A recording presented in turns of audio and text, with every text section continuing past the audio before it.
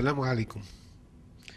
Je suis heureux aujourd'hui de vous présenter le programme du colloque qui se déroulera du 9 au 10 octobre à Genève et en même temps de dire quelle était l'origine et le pourquoi de ce colloque.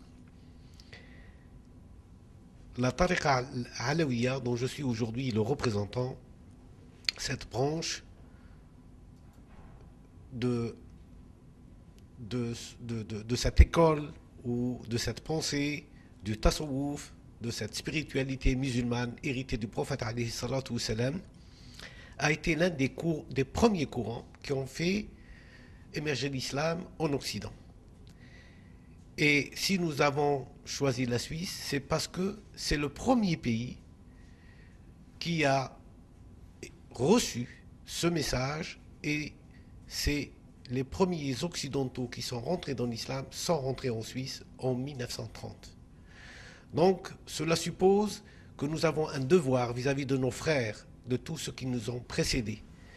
La première génération, la deuxième et la troisième génération, nous sommes à la quatrième génération aujourd'hui de ces musulmans qui nous ont laissé cet héritage et dont nous devons aujourd'hui, par fidélité, dire et exprimer ce que nous avons toujours voulu dans ce rapport entre l'Orient et l'Occident et dans ce que l'islam d'Occident peut apporter à la société européenne. Ce colloque est ouvert d'abord à tous, aux musulmans et aux non-musulmans. Il suffit d'aller sur le site du colloque qui va vous être présenté pour voir la richesse des personnalités qui vont intervenir, les ateliers qui vont avoir lieu, les expositions. Mais l'essentiel de ce colloque, c'est de débattre avec la société. Cette société plurielle, européenne aujourd'hui, et de montrer que l'islam est aujourd'hui une composante de l'Europe. Ce n'est pas une communauté à part, ce n'est pas des citoyens à part, mais c'est des citoyens à part entière. Ils amènent à l'Europe cette dimension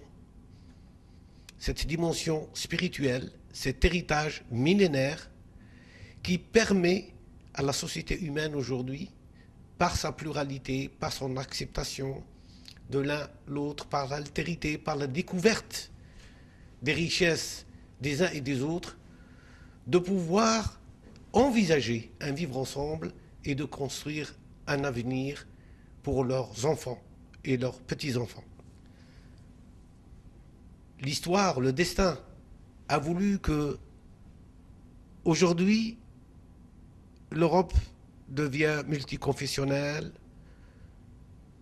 et il y a un sens dans l'histoire si nous savons tirer parti des leçons du passé et pouvoir imaginer une société vivant l'universel, une société riche en harmonie pour contribuer à faire émerger une humanité qui est en train de naître sous nos yeux et de lui assurer la paix, la fraternité, la solidarité, l'entraide et d'être fidèle aussi à tous ceux qui se sont battus pour la liberté, de ceux qui se sont battus pour la fraternité, de ceux et celles qui se sont battus pour l'égalité des hommes. Nous avons un devoir aujourd'hui de faire connaître ce message de l'islam, ce message de paix, ce message d'humanité. C'est aux musulmans aujourd'hui, à ceux qui se sont longtemps tus, à cette majorité qui ne parle pas, de cette majorité silencieuse, de montrer quelle est l'islam qui habite leur cœur? Est-il un islam, disons, de façade, qui se réfère à des coutumes et à des traditions? Ou a-t-il un autre message beaucoup plus profond, beaucoup plus humaniste, beaucoup plus fraternel à faire communiquer au reste du monde? Nous savons tous que l'image de l'islam en Europe est déplorable, et même dans le monde, depuis le 11 septembre, les attentats du 11 septembre, il y a à travers le monde une désinformation sur l'islam, que seuls les musulmans et leurs amis des autres religions, et même ceux qui ne pratiquent aucune religion, mais qui sont sincères, ceux qui souhaitent que l'humanité puisse trouver la paix et la sérénité, à nous tous de construire une autre image de ce monde et en même temps de réhabiliter la vérité sur l'islam, de réhabiliter le message qu'il a apporté à l'humanité depuis des siècles. L'Andalousie, 8 siècles de vie commune entre musulmans, juifs, chrétiens, a prouvé déjà dans le passé qu'il était possible de vivre ensemble, qu'il était possible de construire une civilisation ensemble. Récemment, la colonisation a permis aussi à l'Orient et à l'Occident de cohabiter. Depuis que Napoléon III a envahi l'Égypte, depuis la colonisation de l'Algérie en 1830, et plus tard la Tunisie, le Maroc et l'Afrique de l'Ouest, l'Afrique de l'Est et le reste du monde, par le colonialisme français et anglais, l'Europe ou l'Occident a vécu au milieu de ces peuples. Il a découvert leur richesse. Il a pu voir leur culture. Mais il nous manquait quelque chose d'autre. La communication n'était pas à part égale. C'était dominant et dominé.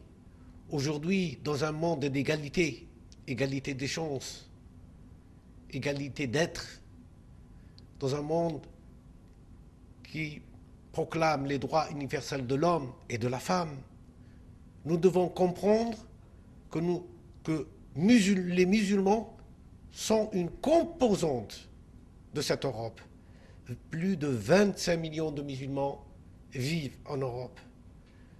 Et les enfants et les petits-enfants de ces musulmans n'ont nulle autre terre que cette terre d'Europe, où ils sont nés, où ils ont reçu leur éducation. C'est des citoyens français, c'est des citoyens belges, c'est des citoyens hollandais, c'est des citoyens suisses. Et il faut les intégrer, il faut les accepter et non les marginaliser dans ce qu'ils ont. Et aux musulmans eux-mêmes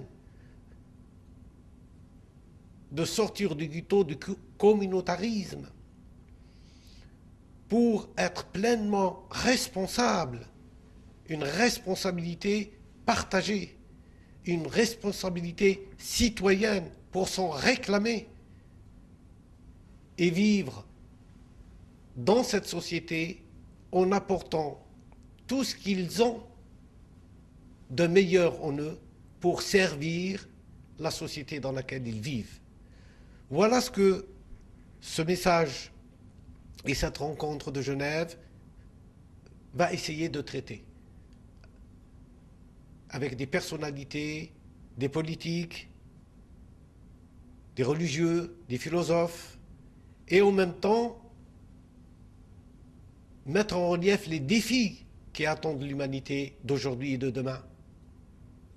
Les défis climatiques, les défis civilisationnels, cette absence de sens, cette absence d'âme à une modernité qui nous range de l'intérieur à un consumérisme qui nous vide de plus en plus du sens qu'est la vie. Merci de répondre nombreux à cet appel. Merci à tous ceux et celles qui nous rejoindront du 9 au 10 octobre à Genève pour prouver que cet islam existe et que les musulmans sont prêts à débattre avec la société dans laquelle ils vivent, de montrer que leur message est un message de paix, d'humanité, de fraternité, un dialogue ouvert vers l'avenir, porteur d'espérance et d'avenir pour eux et leurs enfants. Merci.